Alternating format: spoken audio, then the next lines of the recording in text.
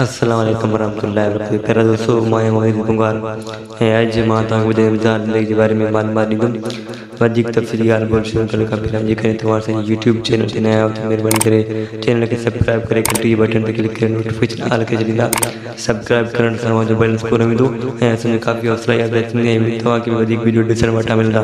दोस्तों, जी इंतज़ार ज़िंदगी ड्रामो तमामु बहितरीनु ड्रामो आहे। हीउ ड्रामो जेको आहे त तमामु बहितरीनु एक्टर हिन ड्रामे में कमु करे रहिया आहिनि ऐं हीउ ड्रामो जेको आहे त ईद खां पहिरियों हिन ड्रामे जो ट्रेलर जेको आहे रिलीज़ कयो वेंदो ऐं हिन जो डेट जेको आहे सीक्रेट रखी वियो आहे। कंहिंखे न ॿुधायो आहे हिन ड्रामे जे बारे में।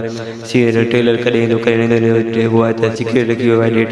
ऐं ईद खां बाद इनशाला 5 ॾींहं या 6 ॾींहं ते ड्रामो तमामु जल्दी ईंदो ऐं हिन में तमामु बहितरीनु अदाकार कमु करे रहिया आहिनि ऐं ड्रामो तमामु बहितरीनु आहे। हिन जा जेको आहे त 50 क़िस्तूं एडिटिंग थी विया आहिनि ऐं बाक़ाइदा जेको आहे त क़िस्तूं रहियल आहिनि ऐं उहे बि भरंदा आहिनि। इनशाला तमामु जल्द ही ड्रामो अची वेंदो ईद खां बाद। ईद जे 5 ॾींहं या 6 ॾींहं ते हिन ड्रामे खे रिलीज़ कयो वेंदो ऐं हीउ ड्रामो तमामु बहितरीनु आहे। वधीक तफ़सील जे लाइ असांजे चैनल खे ज़रूरु सब्सक्राइब कंदा ऐं तमामु बहितरीनु वीडियो तव्हांखे ॾिसण वटां मिलंदा।